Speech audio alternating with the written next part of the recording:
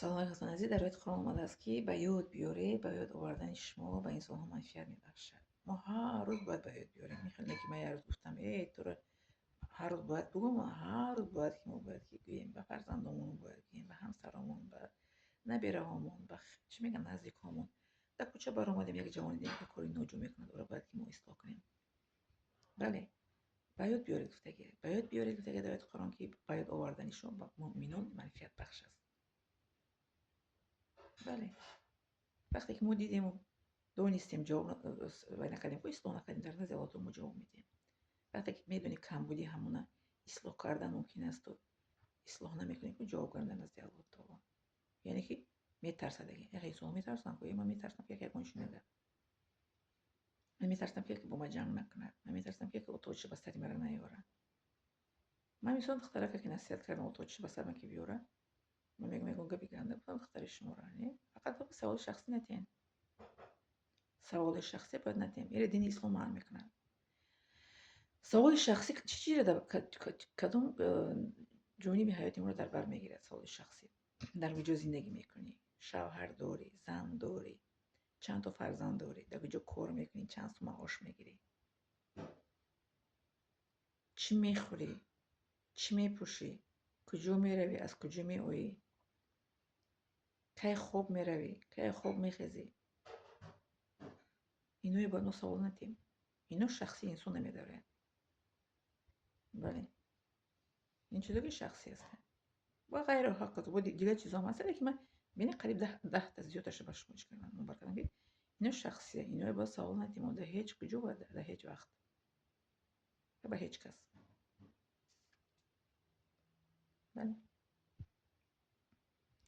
اگر به شما تماشاگران محترم جوان اگر پدر مادرتون نبوده باشن با دقت گوشتون گیرین که این از 10 تا زیاد من به شما مبارک کردم. انا همین چیزا اگر جوراتون هست، دوگانتون هست، همسایتون هست، هم کسبتون، هم کورستون، هم صنفتون، همسایتون، هم کارتون نتیه نمی سوال کنه، نتیه. برای که این دین اسلام معنا میکنه در پیغمبر آمده است که از اخلاق خوب مسلمان آن است که آنچه که به او دخل ندارد آن را به حالش میگذارد، چی که به انسان دخل ندارد آن را کار داده نمیشه. کار انسان به ما دخل نداره، لباس پوشی انسان به ما دخل نداره، چی خوردن چی پوشیدن ما دخل نداره، در کجا زندگی میکنه ما دخل نداره، در کجا کار میکنه ما دخل نداره. چیزی که ما دخل نداره ما باید که به او دخالت نکنیم، نپرسیم. این دین اسلام معنا میکنه.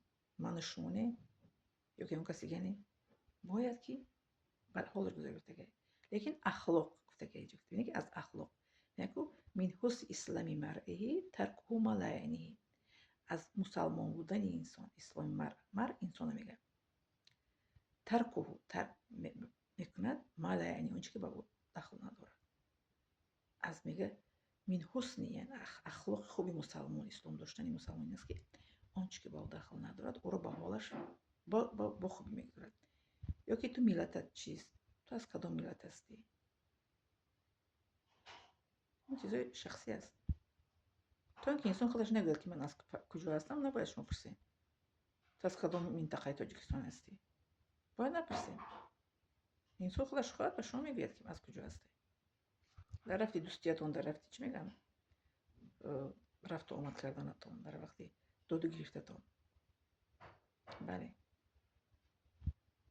شما خودتون نمیگین آدمو جوان است 20 که ما در اصل 20 ما جواناییم. این اصل 20 جوانی نیست که باید اسلام فراموش کنیم. در کجا که نباشیم، در کدام منطقه کره زمین که نباشیم باید فراموش نکنیم یک چیزی که ما مسلمان هستیم. یکمش.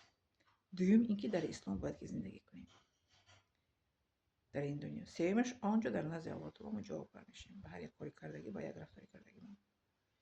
یکم که مسلمان هستیم، دوم که در اسلام باید زندگی کنیم، سومش که در نزد الله تعالی ما در قیامت جواب میدیم به هر یک حرکتی ناجوی کردگی، با یک سخن ناجوی گفتگی، با یک معامله ناجوی کردگی ما.